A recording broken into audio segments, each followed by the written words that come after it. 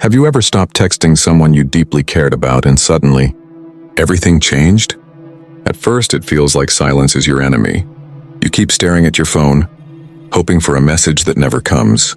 You wonder if they've already moved on, if your absence even matters. But then, something strange begins to happen. Days turn into weeks and the energy starts to shift. The person who once ignored your messages suddenly begins to notice your silence. They start checking your stories, asking mutual friends about you, or even sending that small, awkward, "Hey, how have you been?" text.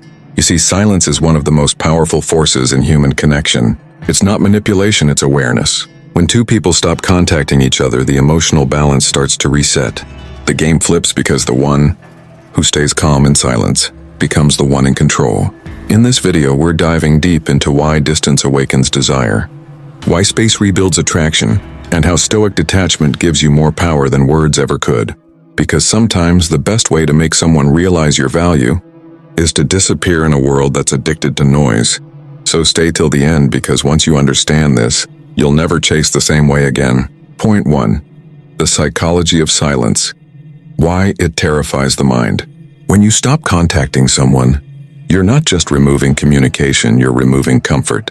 Most people don't realize that constant texting and calling create a psychological safety net.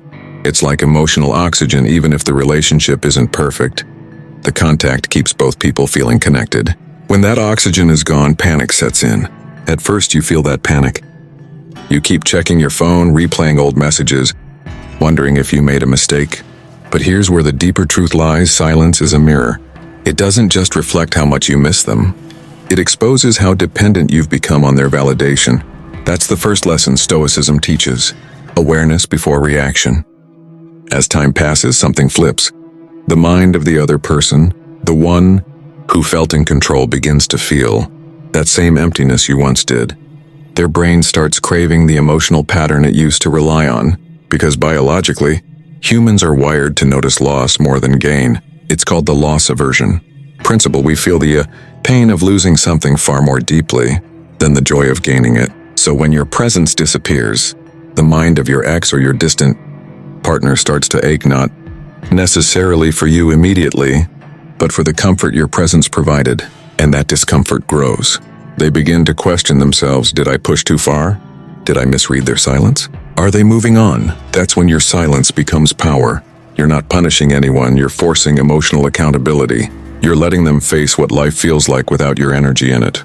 And when you hold that silence long enough, they begin to feel what you once did, except now you're the calm one. Silence terrifies people because it reveals the truth.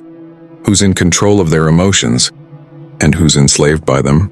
The Stoic man stands firm, detached yet grounded, knowing that the one who can remain peaceful in silence is always the one who holds real power. Point 2. Why people crave what they can't have. Human attraction runs on scarcity and unpredictability. We don't crave what's easy to access. We crave what feels slightly out of reach. It's the same reason why luxury brands never go on sale, or why the rarest experiences feel the most valuable. The mind is designed to assign worth to rarity. In relationships, the same rule applies. When you're always available, you eliminate the mystery that fuels desire. Every good morning text, every instant reply, every apology too soon, and it all tells the subconscious mind, this person isn't going anywhere. And once the brain registers security, desire fades. But when you both stop contacting each other, that certainty vanishes. The once predictable pattern breaks. Suddenly, the person who always had access to you doesn't know where they stand. They start wondering, did I lose them? Have they moved on? Are they talking to someone else? That uncertainty reawakens emotional curiosity on the very essence of attraction. This is what psychologists call the intermittent reinforcement effect, and the same principle casinos use to keep players hooked. When the reward, in this case, your attention, becomes unpredictable, the emotional investment increases. That's why silence hits harder than any long message could. From a Stoic perspective, the goal isn't manipulation, it's preservation. You're not withholding affection to play games. You're creating space so that desire can breathe again. Marcus Aurelius said, "Withdraw into yourself."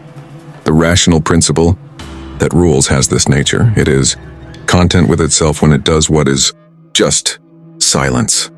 when grounded in self-respect, is a just act. When the other person realizes they no longer control your attention, attraction reignites, not out of love at first, but out of curiosity. They begin to miss not just your presence, but the emotional stability you once brought.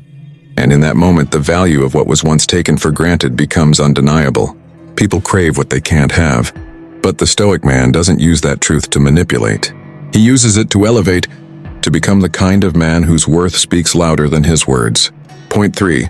The shift of power, emotional leverage and stillness. In every relationship, there's an invisible balance of emotional power. One person gives slightly more, invests, texts first, seeks reassurance, and while the other receives, reacts and feels secure in that attention. The dynamic stays this way until one person changes the rhythm. When you both stop contacting each other, that rhythm breaks. The one who's internally grounded, the one who's truly okay with solitude, begins to shift the balance. Because emotional control is the rarest form of strength. At first, your silence feels heavy. The temptation to reach out creeps in, but you resist. That resistance builds power, not external but internal. You start to realize that peace doesn't depend on someone else's response.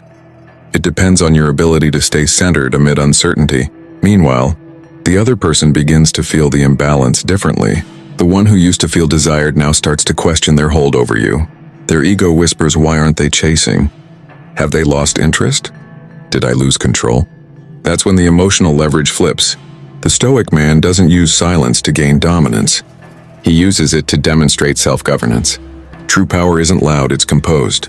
It's the quiet confidence of someone who's not afraid to lose what isn't meant for him. Marcus Aurelius wrote, "You have power over your mind, not outside events. Realize this and you will find strength." That's exactly what happens when you hold your silence with composure.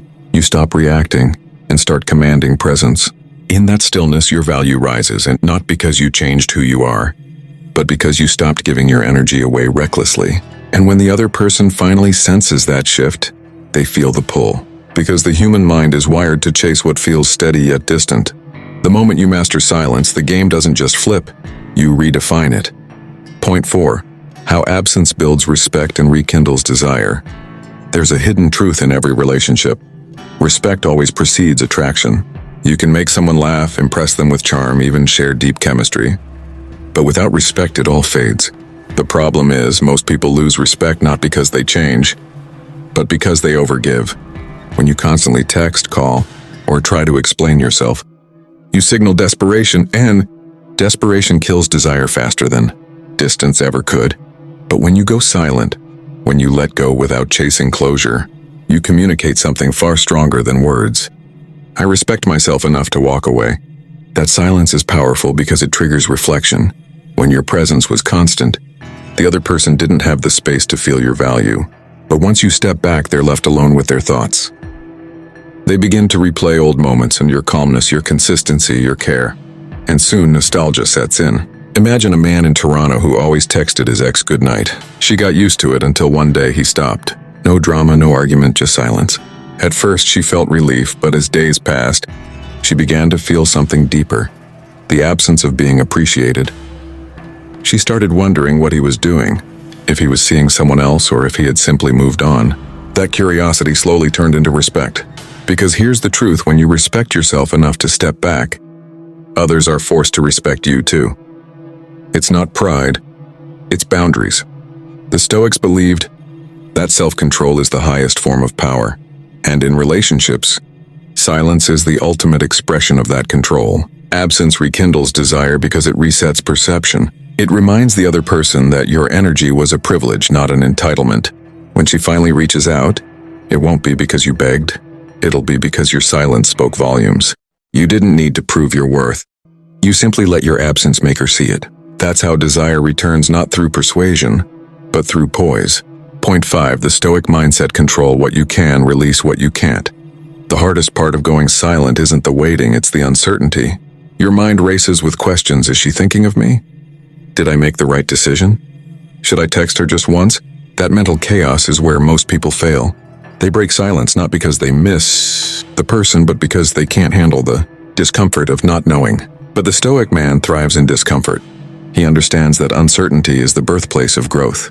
Epictetus taught, we cannot choose our external circumstances, but we can always choose how we respond to them. When you both stop contacting each other, you're no longer in control of how she feels, but you're completely in control of how you evolve.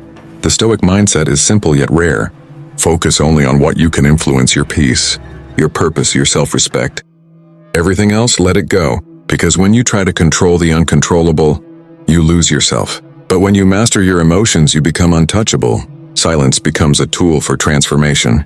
Instead of obsessing over her absence, you use that energy to rebuild yourself mentally, physically, emotionally. You hit the gym, pursue your goals, upgrade your mind. Soon you stop checking your phone altogether.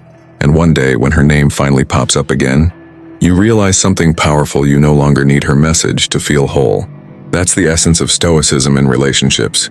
Detachment doesn't mean indifference. It means self-possession. It's understanding that peace is never found in someone else's validation. It's built within. So while she's questioning your silence, you're mastering yourself. While she wonders if you've moved on, you're already living with purpose. And that shift in energy from chasing to choosing is what makes you magnetic. When the Stoic man practices silence, he's not waiting for her to return. He's preparing himself so that if she does, he meets her as a new man, one who no longer clings but calmly decides. Point 6. When the game flips: the return of power. There comes a moment after weeks or months of silence when everything changes. The same person who once ignored you suddenly reappears. Maybe it's a simple message: hey, how have you been? Maybe it's a reaction to your post or an attempt to reconnect casually. But make no mistake, that moment marks the flip of the game. It's not about revenge or ego. It's about balance being restored.